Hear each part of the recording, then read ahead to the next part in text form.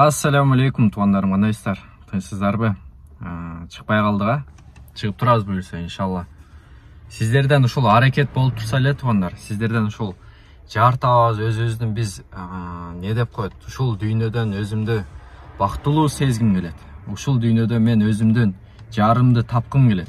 Түйөйүмдү тапкым келет. Мен бактылуу болушум керек деген эжелерибиз, деген акелерибиз болсо, туғандар, бизге кайрылыңыздар. Анда эмесе баштадык. Айчүрөк деген эжебиз 48 жашта, туғандар, чүйдөн болот. Салон маникюрда иштейт экен. 165 боюн узундугу, 62 килограмм. Намаз окубайт экен, окубайм дептир. Ачык бат тил табышам дейт адамдар менен. Максаттарым көп дейт, токмокто өзүмдүн үйүм бар дейт. 50 жаштан 52 жашка болсо дейт. Ажырашкам дейт. Туғандар, сый мамиледе болмок дейт. Иштерман улуу, жайлуу, ичпеген чечкүндүү болсо дейт. Мырзаны айтып жатат.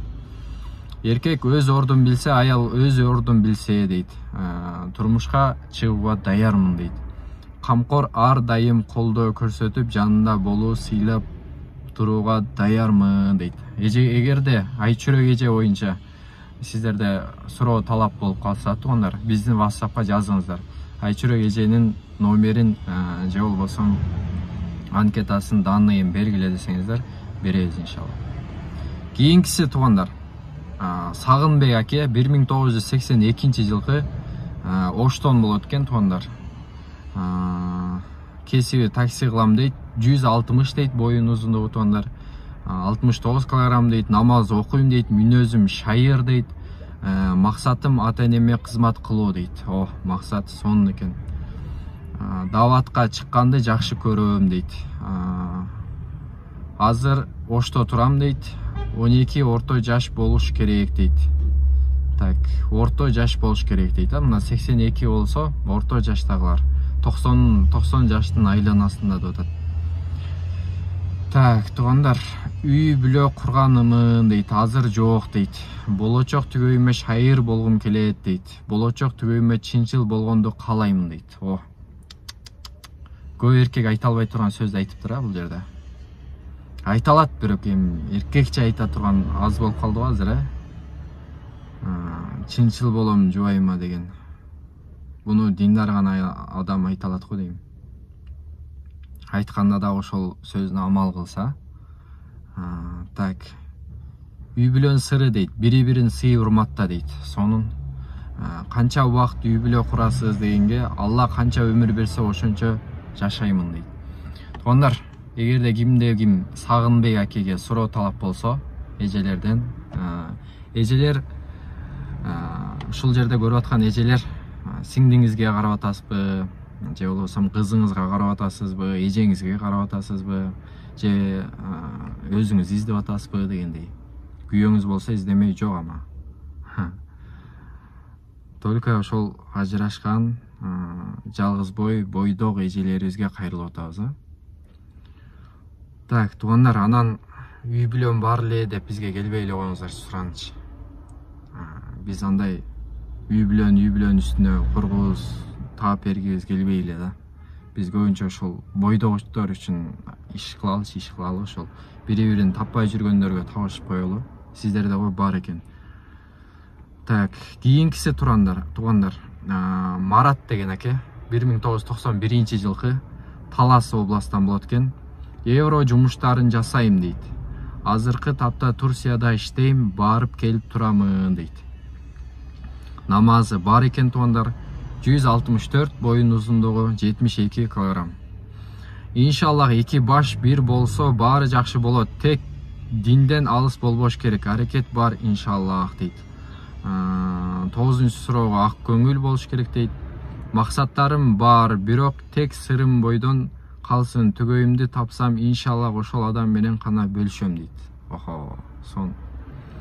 Волейбол жана улака кызат экен, Борбор Бишкекте турат экен, туғандар. 24-төн 29-га чейин айымдар болсо, ошол акебизге кайрылабыз. Үй бүлө кургансызбы? Жок. Үй бүлө курбаптыр.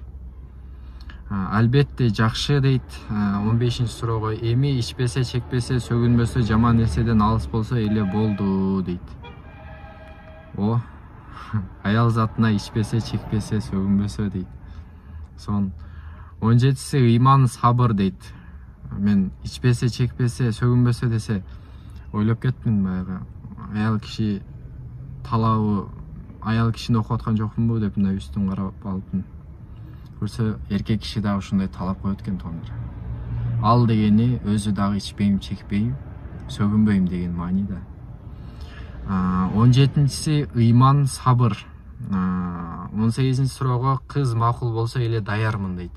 19-суроого иншаллах баары жакшы болот деп жооп бериптир. Кимде ким Марат акеге кызыктар болсо бизге кайрылыңыздар туугандар. Ушул WhatsApp'та, ушул видеонун, YouTube'дагы видеонун ссылкасын жөнөтүп, атын айтышыңыздар керек. Анан ушул адамдын бизге маалымат бере аласыздарбы деп. Так, кийинкиси туугандар. Бул жерде мен дагы бир видео чыгарайын. Көп узарып кетти, 6 мүнөт болуп калды. Туугандар, кичине кайрылуум бар. Бизге тыйын жөнөткөндөр, ушул жерде көрүп аткандар, мындай үй бүлө курамын, от души мындай көңүл бургандар, до конца барыңыздар, макулбу? Мындай үй бүлө курам, мен чыдайм, акырына чейин жетем, мен табамын деген адамдар бизге кайрылыңыздар. Анан 1-2 жазып, 1-2 вариант жөнөткөндө калып кетип, же айтып коет го, капа болбоңуздар. Не мясо, не рыба болуп калып кетет го ошол бойдон. Ал адамдар анда үйлөнбөйт, анда турмушка чыкпайт ал эжелер. Бизге чалып жазып туруңуздар. Чалыштын кереги жок. Тынчыбызды алып убактыбыз экөөбүз сүйлөшкүчө 10 мүнөт, 20 мүнөт убакыт өтүп кетет. Ошон үчүн жазыңыз. Бизге туура келди, бизге келди, бизде талаптагыдай келбейт, ошону эле сурап коюңуз. Болушунча биз жооп беребиз. Бар болсо бар, мынакей деп жөнөтөбүз тууган. Анан жок болсо азыр күтө туруңуз дейбиз. Макулбу? Анан таарыныштын кереги жок. Неге бул мага таап бербей атат деп. Биз грубо айтканда, чынын эле айтканда биз Кудай эмеспиз тууган. Сиз мынага ушундай сиз туура келесиз, ушул менен жашасаңыз, сиз бактылуу болосуз, гарантия 100% дей албайбыз. Ал ошол адамдан зависит этет, сизден зависит этет, сизден байланыштуу. Экөөңүздөр турмушуңуздар өзүңүздөр алып кетесиздер. Биз жөн гана себепкербиз. Биз жөн гана багытты көрсөтөбүз. Мына ушул адам менен таанышып көрүңүз. Биз себепкербиз туугандар. Туура түшүнгөндөргө Аллахым ыраазы болсун.